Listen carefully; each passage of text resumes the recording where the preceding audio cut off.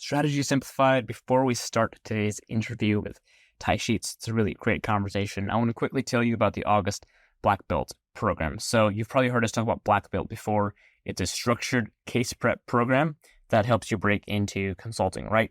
It's really, really effective. Over 80% of Black Belts complete the program, land at least one offer. And the August cohort starts next Wednesday, August 7th. And the last time I checked, there were 11 spots left. And this cohort is selling out fast. So encourage you to check it out. Link in the show notes to join Black Belt. We've still got a couple of spots if you want to talk to Eden to make sure that Black Belt is the right program for you, or maybe there's another program that we offer that would be a better fit for your background, for your timeline, and for your goals. So check it out. Link in the show notes. Now let's get into this episode.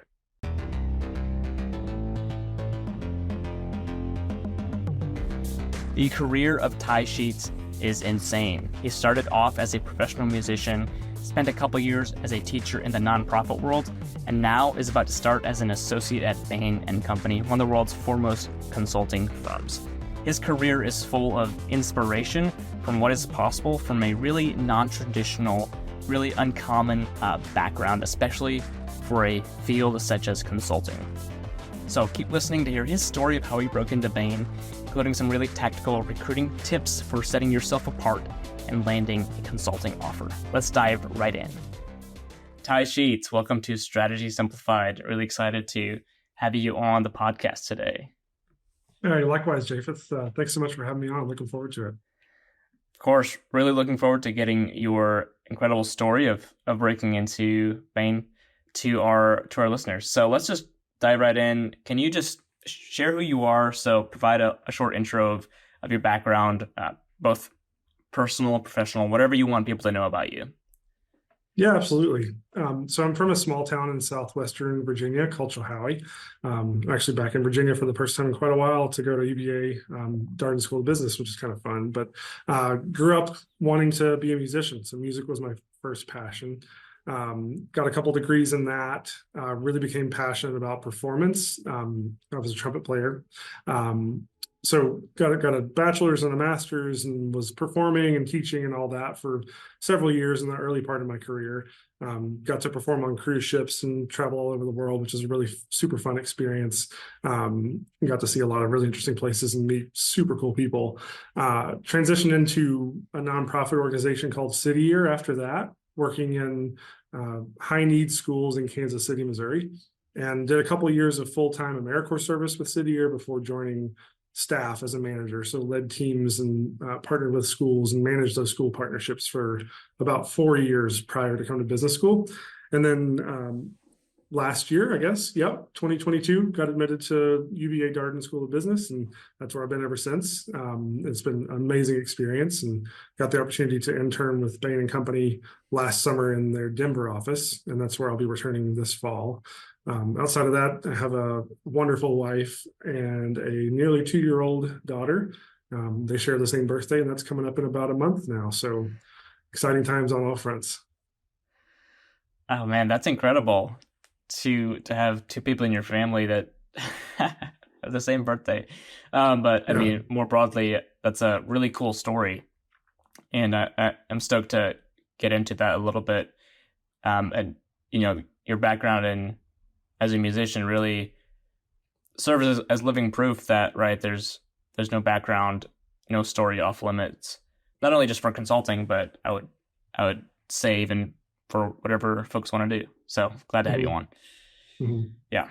So let's just go there. You're talking about your time in the music world and the nonprofit spaces, what we would term a quote unquote non-traditional background or path. And you were in that before your MBA. How do you view that as having served you up to this point, and how that will set you apart or just kind of help you succeed inside of consulting? You being you and bringing that incredible background to the industry. Sure. So on the one hand, I think that non-traditional backgrounds are becoming more and more traditional, both for business school, which is where I'm at now, but also in consulting firms. I think a lot of firms have really started to realize the value of having people who have a big variety of experiences, and I think they're capitalizing on that value now. So I'm lucky to be kind of at a time where, yes, I was the only one doing anything like an MBA or trying to go into consulting within my personal orbit. But when I started the process, I luckily was able to find others who had done similar things. They'd been teachers before joining consulting firms, or they'd been artists or things. So I think that having the background that I did, both in music and in education in the nonprofit realm, helped me make some really valuable connections and build some really strong connections and relationships with people who were also from some uncommon backgrounds and already had been, made the transition into business school and into consulting firms. So that was just a really powerful way for me to find and get to know people in a meaningful way. And really, they wanted to pay it forward on their behalf. They wanted to help me out and wanted to let me know kind of how the process looked and how it went and what I should do and that type of thing. So it really helped me make some unique and meaningful and important connections in the process. But I think more broadly, my background, one in music, kind of helped me. You don't become a musician if you're not willing to put in just a lot of work. It's a grind to be a professional musician for sure. It's a passion. It's a passionate grind, but it's a grind nonetheless. So that taught me how to work absolutely as hard as I could to achieve my goals in general.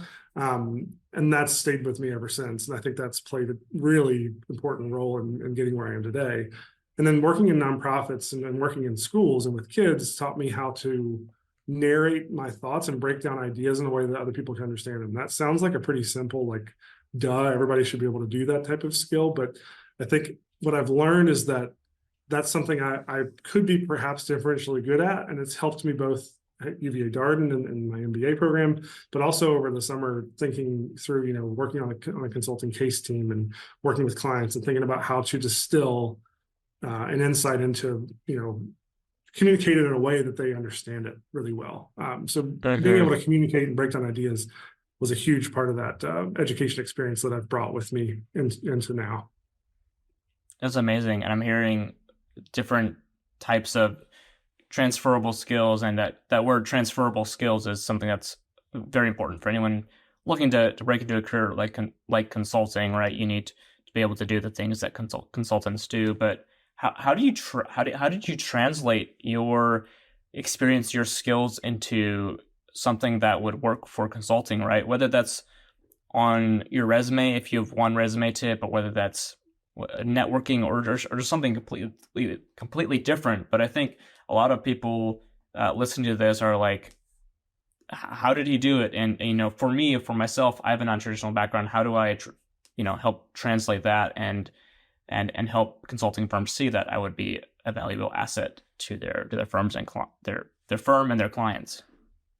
Yeah, so I think there's actually a lot of value in being self-reflective and understanding kind of where you're going and what you're needing to do right now to get there, and like where you are in that process. And I think the journey through music for me was a very self-reflective process, and it turned me into a very self-reflective person. So I think honestly, probably also turned me into an overly self-critical person, which I've kind of tried to grow out of as the years go on. But anyway, I think that's something that has been valuable for me going into my MBA and into a consulting job, is just being very much aware, or trying to be aware and reflective of where I actually am in terms of my skill level, my confidence level, et cetera.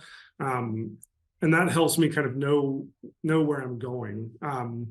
I think, the other piece of this is that I have a perspective on things in the business world that is not necessarily like what most other kind of traditional paths might offer or might bring.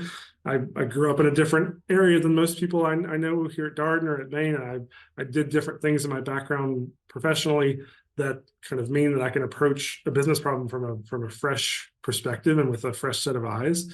And I think being able to gain some confidence in how I want to share that opinion, that perspective, has really been a huge value add for me as I've started to try to learn how to be a consultant and an MBA student and all that. So that's all to say. I mean, I think being self-reflective and being able to be confident that I do have a perspective, albeit a different kind of perspective, that's valuable to solve problems with. I love that. I think that's an inspiration for anyone listening, that anyone can do it. Yeah, Yeah. absolutely. Good. It's kind of like enough said, but there's more to say. Yeah, um, actually, one more thing I did want to mention is the value of telling a story. You mentioned, the if there's any tips I had on maybe a resume or even just in general. I think one thing that music taught me was really being able to tell a story is the goal of any great piece of art, whether it be music or an artwork or something else.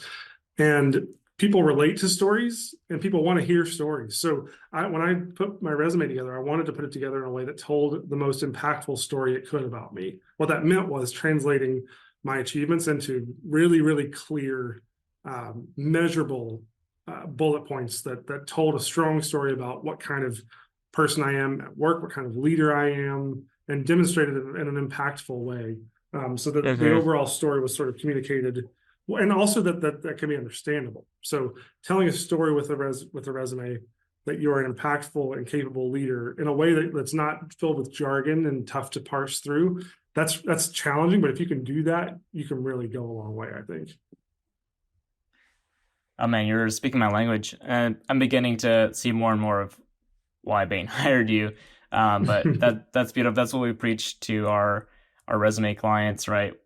Um, you know, and most people in consulting probably don't have your specific technical background, whether that's in engineering or music or teaching or whatever. They don't know the terms, so reframe your experience in a way that a fifth grader could understand what you did and why it mattered, right? Bringing Yeah, it back to the exactly. simplicity of that.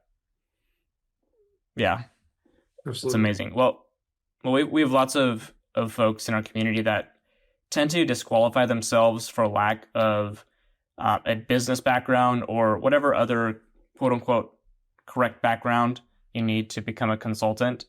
It's like, whatever's the right background. I don't have that. Um, what's one word of encouragement or advice you have for these folks?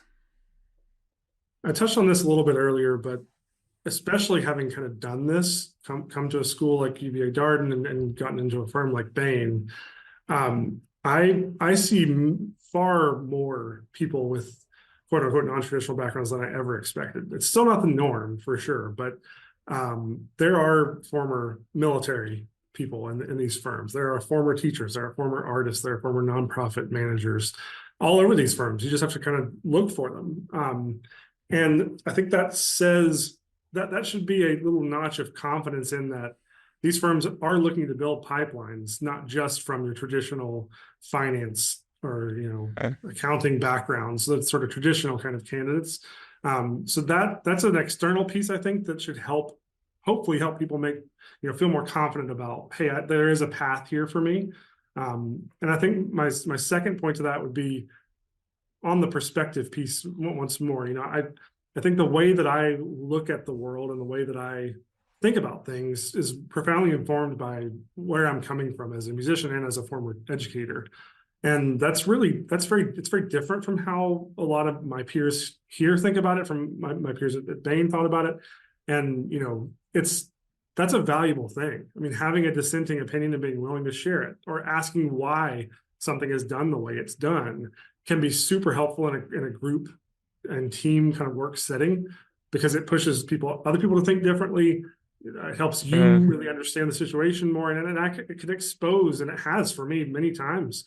It has exposed kind of a crack in an assumption that we've had, or really a change in the paradigm and how we're thinking, and that's like unlocked another level of the project or of value that we can release. And I think that's really probably where the majority of the value that hopefully I can bring to a firm like Bain comes from, is that ability to see things from a new and fresh perspective, and a willingness to share that in a productive and constructive way that can really kind of turn things around if need be.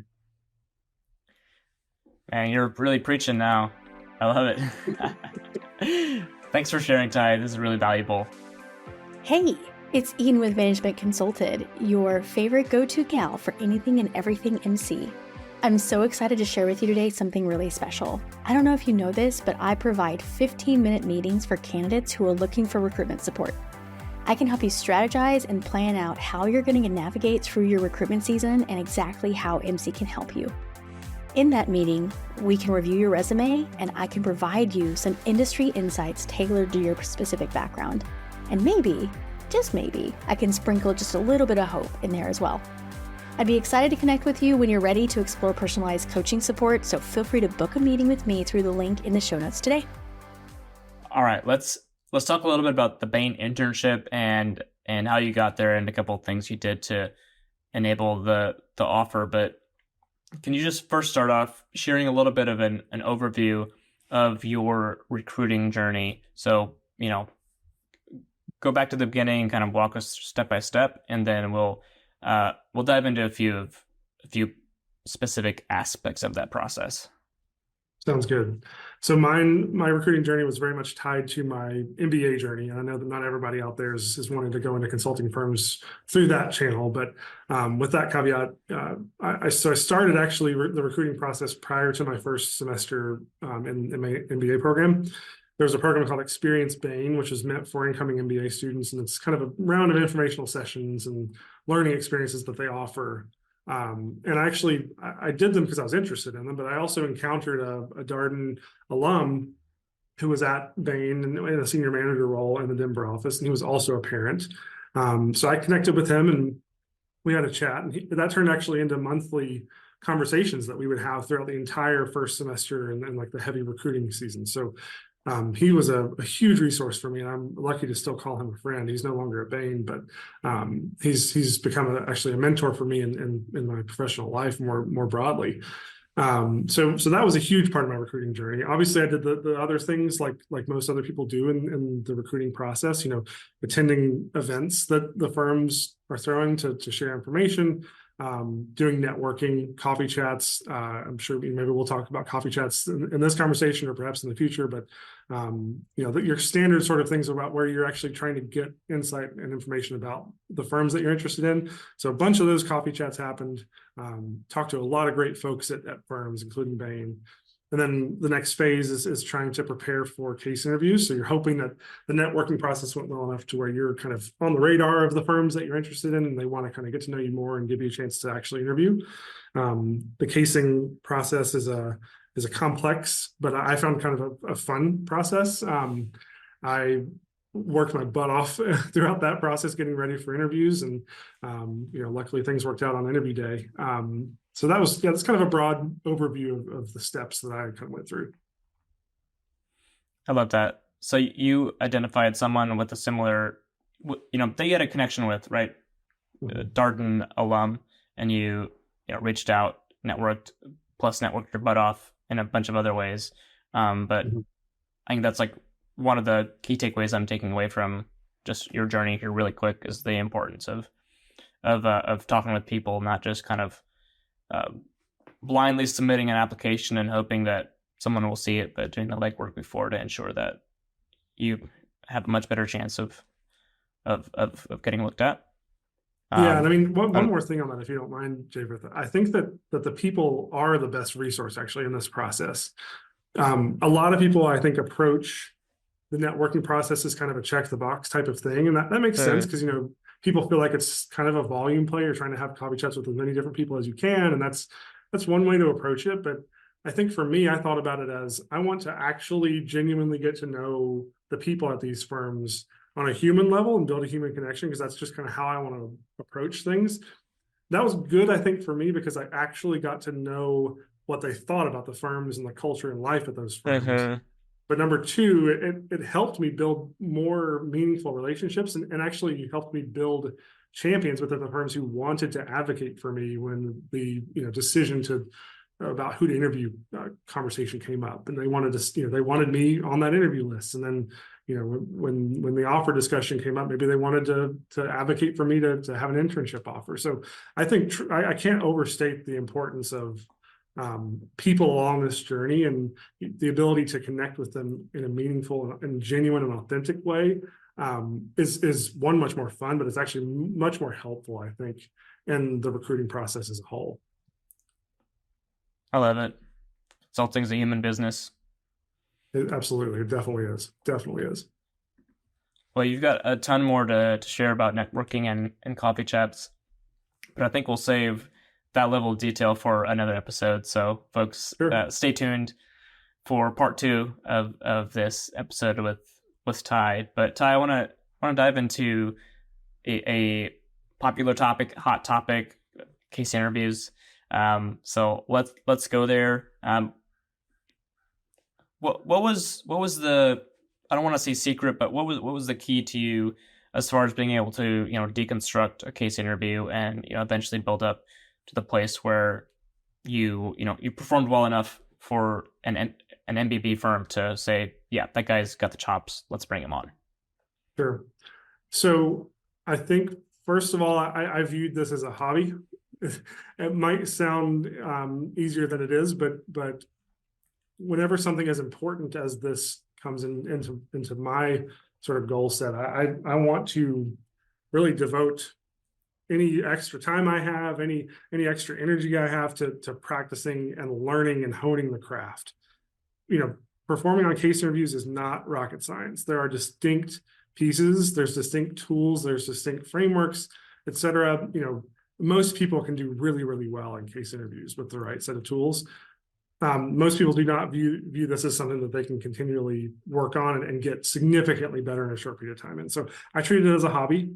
I watched management consulted case interviews in my spare time. That may not be for everybody, but that's one way I think that helped me. And I would discover morsels here and there that you wouldn't expect, that would just kind of stay in my head when I was brushing my teeth and listening to an interview, like a mock interview.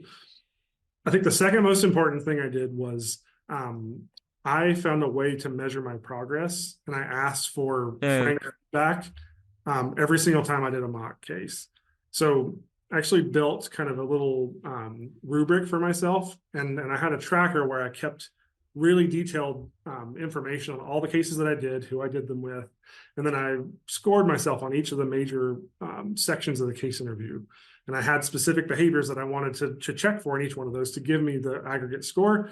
And then I would weigh those different parts of the case interview in a certain way that would give me a kind of a composite score out of 100, where I could observe my performance over distinct portions of the case interview over time, but also my overall performance over time.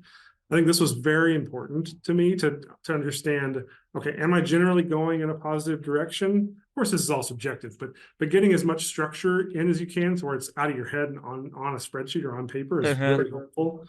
And if you can see yourself generally getting better, you can also see, am I trending in a certain way in my exhibits and brainstorms? Am I trending in a certain way on my recommendations? And that helps me, if I needed to do a high leverage drill, spend an hour drilling something, I knew exactly where I should turn. So measuring myself in a really intentional way over time, I think was a game changer for me in getting better. That's amazing. Did you just give yourself feedback kind of in the moment after a case, or did you record yourself and then rewatch that? Just curious about that. I actually never did record myself. I asked for feedback directly from the people who interviewed me. So I sought out the people who I thought were the sharpest, most capable, most experienced people that I possibly could. A lot of them were my peers, peers who were going through the same process at the same time. But for other people out there, it could be people in the management consultant community who are also doing case prep, et cetera. But I found the best casers I could find to case with, and I asked for their most brutal feedback possible. And I also would case them so that I could, we would kind of case each other so I could see how they sorted through a problem or approached a particular, brainstorming session, et cetera. So that would give me a lot of ideas too. But I'm big on feedback, and I think a lot of consulting firms are also really big on feedback. So getting accustomed to getting constructive feedback is really important in this process. And I think it was a huge deal for me to just ask for really, genuine and firm, but helpful feedback. I love that. We might need to see if we can get that rubric template from you and drop it in the show notes. Happy folks. to do it. That is really helpful. And obviously with all that, we're seeing a clear theme of just taking a structured approach to the whole process, which is one of the main things firms are testing you for in the case interview. As we're starting to get to the end of this convo, do you have a kind of just general case interview resource that you want to point people to? You kind of mentioned the mock case interview videos. Is there anything you'd add to that? Again, I'm going to come back to the people being your main resource. There are a million case books, case resources. Management Consultant has a lot of stuff on their website. The information about case interviews itself, that can be found with any sort of Google search. The way you're really going to get better is to find the people who are doing it alongside you, or the people who can help you and who want to help you. Maybe in your MBA programs, that looks like second years who have interned at firms you're interested in, or alums of your MBA program who want to help. Maybe it's the management consultant community. Maybe it's a community that you can build organically yourself. But I think people are going to be the main resource. So don't try not to be isolated as you're preparing for this stuff, because other people will be the biggest and most helpful resources, I think, in the process. I love that. Don't isolate yourself in this process. Yeah, that's huge. All right, Ty. Well, this has been really amazing, inspirational. I think folks are going to find a lot of value in it. Tell us one or two things that you're really looking forward to about starting at Bain. Yeah, so I am looking forward most to the challenge. What I've learned about myself, especially through starting my MBA and going to Bain over the summer, is I'm at my best when I'm at the very edge of my abilities and my comfortability level. It's not the most comfortable thing, but I know that I'm getting better, and I can feel it whenever I'm really challenged. When I'm surrounded by really smart, really capable people. Darden in the first year was especially true. I was at the very edge, but I thrived, I think, whenever I was put in that position. So that's what I'm looking most forward to when I join Bain. Boom. Well, we're excited for you. Well, let's end this with a couple of personal questions, as is tradition here on Strategy Simplified. So I'll just shoot these your way rapid fire. Ready? Yeah. Okay. Word on the street is that you're a jazz legend in some circles. What's a favorite memory or moment that you have from performing? Well, that's a good question. There's so many. Probably. So I had the chance to join a summer program when I was in college at Disneyland in California, and it was a band that we did performances all throughout the park each day, and so we'd worked hard all summer to develop these routines, and we built kind of a following of fans in the park who would come multiple times a week and follow us around and cheer. And the last day of that program was just this huge emotional release of we were all playing our hearts out. And I mean, there was mobs of people crowded all around our performance. And I'll never forget that moment. And luckily it's up on YouTube, so I can watch it again whenever I want to. But that last day performance at Disneyland was really, really something special. Oh man. Yeah, that sounds epic. I'll have to go check that video out. That's so fun. What a fun piece of your history to be able to share with people. Yeah. All right. Well, what's the next place on your travel bucket list, and why is it on the list? My bucket list. I would say Cleveland, Ohio. And the reason is because that's where we're going to watch the April 8th solar eclipse. So Cleveland is going to see 4 minutes of total eclipse. We saw the 2017 eclipse in Kansas City, and oh my gosh, it's the most amazing thing to experience. So yeah, Cleveland. Funny enough. Oh, that's baller. I love that. Yeah, maybe I'll have to make my way up to Cleveland as well. You should. I highly recommend it. All right. Well, Ty, thank you for your time, for sharing your story with our listeners, and we will catch you again on another episode of Strategy Simplified with more of your story before long. So thanks again.